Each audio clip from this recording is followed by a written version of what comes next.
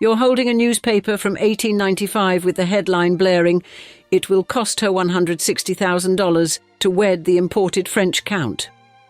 It sounds steep until you realise that was just the wedding. The real price? $10 million and 11 years of systematic humiliation. You're reading about Anna Gould, a woman so rich she could afford the most expensive romantic mistake in American history, and so plain that newspapers joked she was especially beautiful when seen through her dowry. Her husband would use her fortune to build a replica of Versailles in Paris, all while carrying on affairs with both men and women, scandals so outrageous they shocked even sophisticated European society, proving that some imports come with hidden costs that never stop accumulating.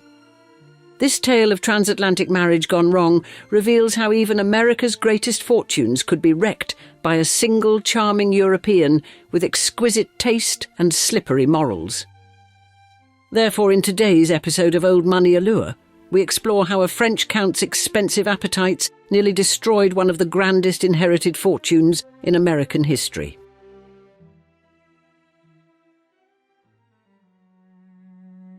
Anna Gould was living proof that in the Gilded Age, being spectacularly ugly didn't matter if you were spectacularly rich, and she was both in equal measure. Born on June 5, 1875, Anna was the daughter of Jay Gould, one of America's most notorious robber barons, who was widely considered the most hated man in late 19th century America. Jay Gould had built his $70 million fortune through methods that would make modern corporate villains blush, bribing legislators, manipulating railroad stocks, attempting to corner the gold market, and triggering financial panics that ruined countless investors. When he died in 1892, Anna inherited a staggering $15 million trust fund that provided her with an annual income of $500,000, making her one of the richest women in America despite being universally acknowledged as one of the least attractive. Contemporary observers were brutally honest about Anna's appearance, describing her as short, sallow, self-obsessed, and possessing what one account delicately called a simian face and a sullen disposition. American playwright Natalie Clifford Barney was even more savage, calling Anna the most unwashed and dirty-looking creature I ever laid eyes on, which was quite an insult coming from someone in the theatre world. The French press, with their unmatched talent for cutting wit, famously quipped that Anna was especially beautiful when seen through her dowry, a line that perfectly captured how everyone viewed this walking dollar sign. Raised in the luxury that only robber baron money could provide, Anna developed her father's strong sense of self and complete indifference to public opinion, traits that would serve her well in the battles ahead. But Anna's physical shortcomings were about to become irrelevant when she encountered the most dangerous type of European aristocrat, a devastatingly handsome, completely broke French count with expensive taste and flexible morals. Enter Paul Ernest Boniface de Castellane, known as Bonnie, a penniless but gorgeous French nobleman who could trace his lineage back to the 11th century and his debts back to last week.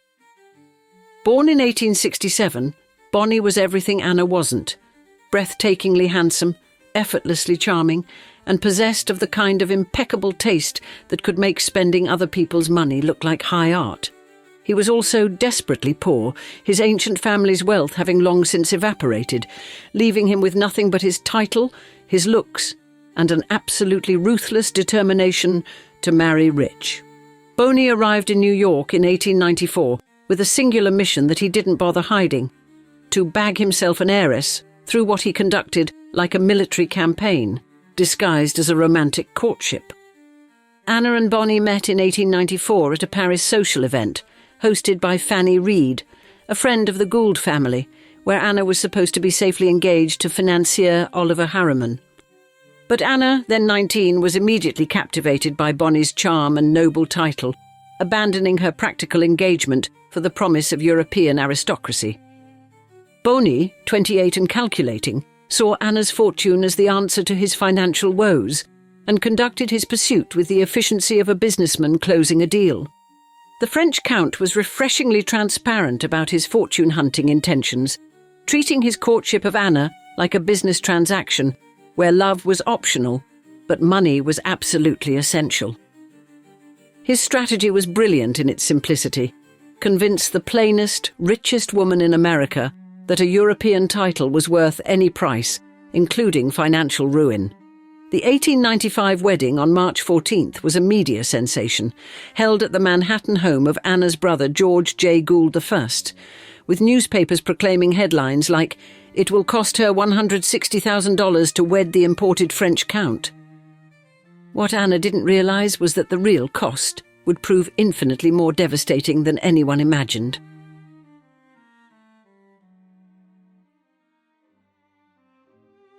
The moment Bonnie gained access to Anna's $15 million fortune, he embarked on what would become one of history's most spectacular exercises in financial destruction disguised as architectural genius.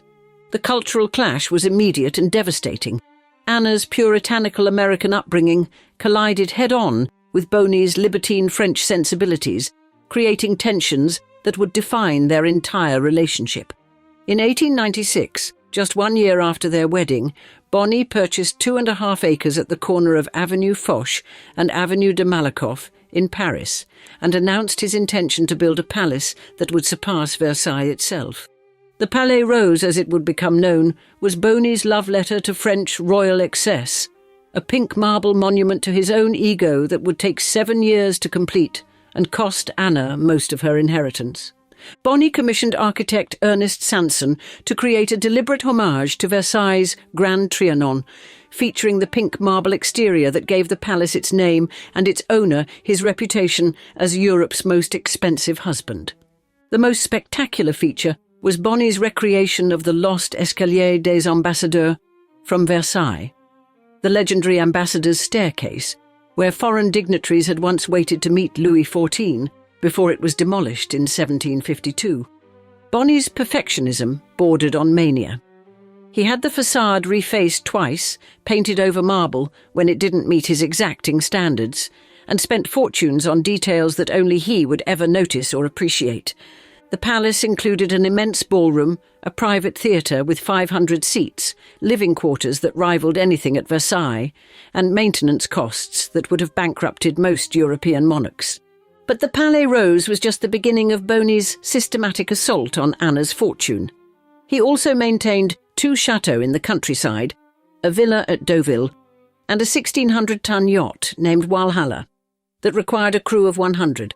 Bonnie's parties became legendary throughout Europe for their theatrical grandeur and eye-watering expense.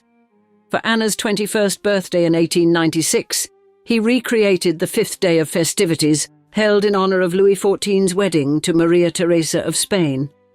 On another occasion, he hired the entire Bois de Boulogne, Paris's equivalent of Central Park, but twice the size, for a single party, because apparently regular venues were for people who couldn't afford to rent public parks. They entertained European royalty including the Queen of Naples, Queen Isabel II of Spain, and the Kings of Spain and Portugal, turning their home into an unofficial royal court, funded entirely by Anna's rapidly diminishing inheritance. Bonnie became known as the best-dressed man in Europe and a leading tastemaker of the Belle Époque, achievements that came with price tags Anna was only beginning to understand. Despite having access to $500,000 annually from Anna's trust fund, more than most people saw in a lifetime, Bonnie constantly complained about being hard up and pressured his lawyers to access more of the principal. By 1900, Anna's financial situation had become so dire that her brother George took legal guardianship, reducing Bonnie to a $300,000 annual allowance that sent him into aristocratic rage. Psychiatrists actually studied Bonnie's behaviour and coined the term co-anesthesis to describe his flamboyant excess and complete disconnection from financial reality.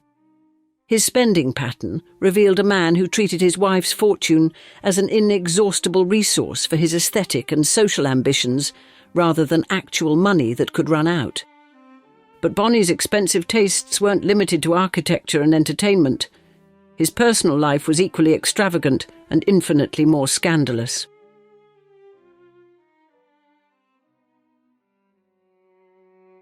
While Bonnie was busy spending Anna's fortune on his Versailles fantasy, he was also conducting a parallel campaign of personal humiliation that would have destroyed a less wealthy woman's social standing entirely.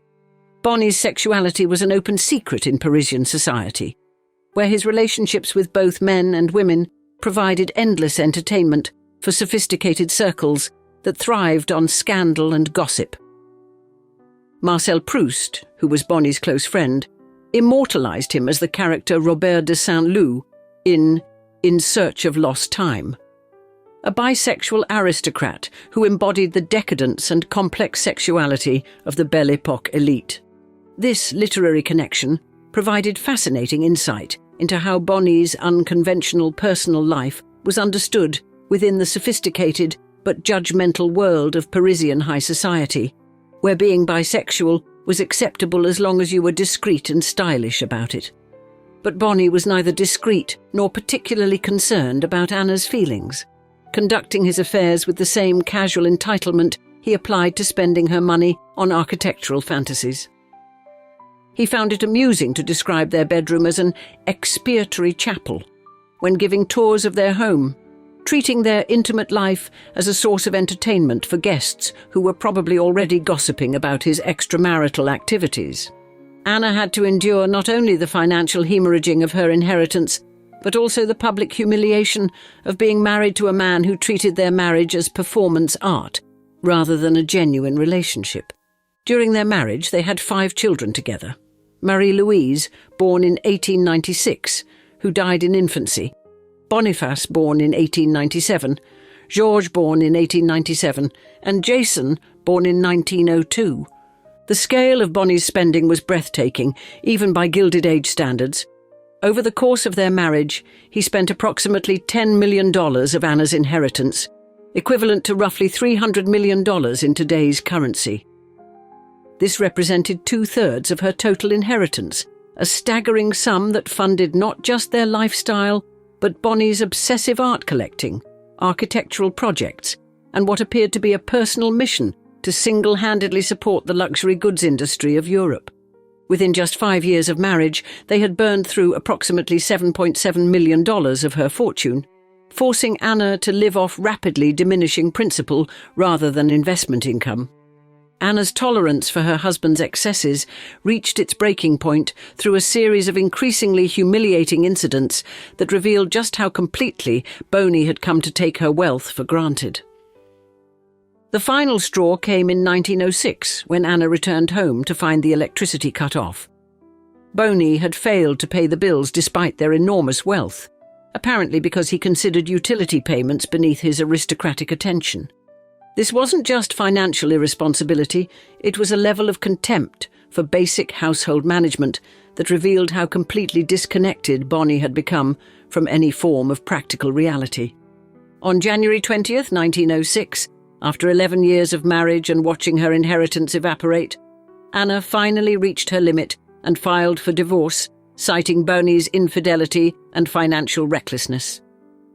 She immediately cut off Bonnie's access to her funds, threw him out of their homes, and sent his clothes, which were described as his only remaining fortune, to his parents, like baggage being returned after a failed vacation.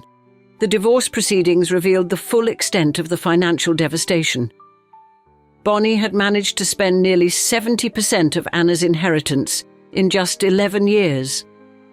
But Anna's revenge was just beginning, and she was about to deliver a blow to Bonnie's aristocratic pride that would prove even more devastating than cutting off his allowance.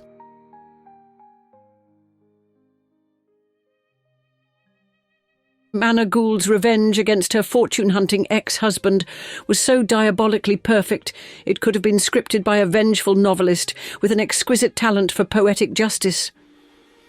The divorce in 1906 triggered one of the most prolonged legal battles in Catholic Church history, as Bonnie sought an annulment from the Vatican that would drag through 6 separate trials over 20 years. Time magazine noted in 1925 that, probably not, since Henry VIII tried in vain to get an annulment of his marriage with Catherine of Aragon, has a matrimonial case been so long in the courts of the Roman Catholic Church. While Bonnie battled the Vatican bureaucracy, Anna delivered the ultimate blow to his aristocratic pride in 1926 by marrying his own cousin, Élie de Talleyrand-Périgord, Duc de Sagan. This move was simultaneously brilliant and brutal. It elevated Anna from countess to duchess, while forcing Boney to watch his ex-wife claim a higher social rank within his own family circle. The Duke, son of the famous dandy Bosson de Talleyrand-Périgord, provided Anna with everything Boney had failed to deliver: a stable marriage, genuine affection, and most importantly, a husband who didn't treat her fortune like his personal shopping budget.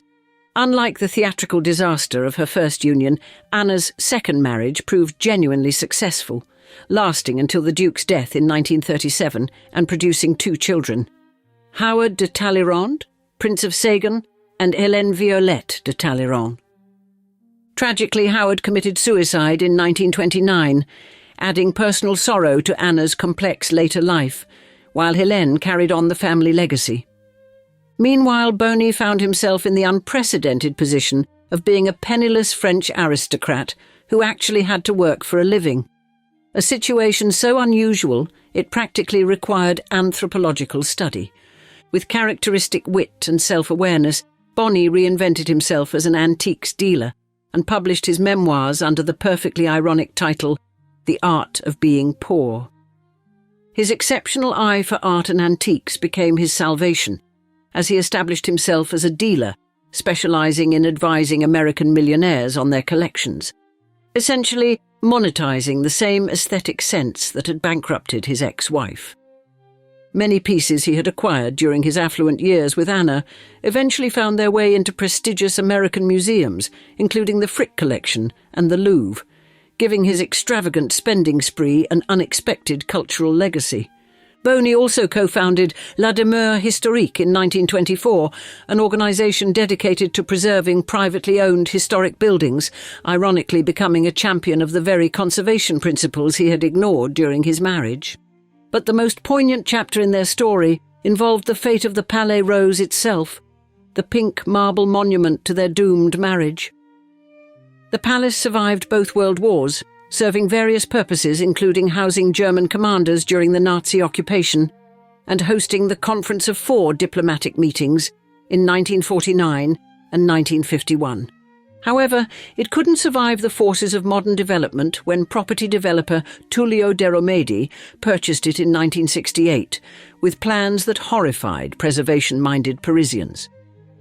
Despite public outcry and attempts by various organisations to save it, the Palais Rose was demolished in 1969 to make way for a modern apartment building, a cultural tragedy that exemplified the failure of historic preservation. Before demolition, valuable elements were salvaged, with de Romedi keeping the marble staircase for his private home, while other artworks were distributed among heirs or sold at auction. During the demolition, workers discovered closets full of period clothing, shoes, books, and letters, physical remnants of a vanished world. Anna died in 1961 at age 86, having returned to America in 1939 and eventually purchasing Lyndhurst, her father's Gothic Revival mansion, which she bequeathed to the National Trust for Historic Preservation. The Anna Gould Bonny de Castellane saga remains the ultimate cautionary tale about unlimited money meeting unlimited European entitlement. Anna's journey from awkward heiress to sophisticated duchess proves that even the most painful experiences can become valuable education when you possess both unlimited resources and unlimited determination. And now we want to hear from you in the comments. What shocked you most about Anna's expensive marriage? Thank you for watching another episode of Old Money Allure, and we'll see you on the next one.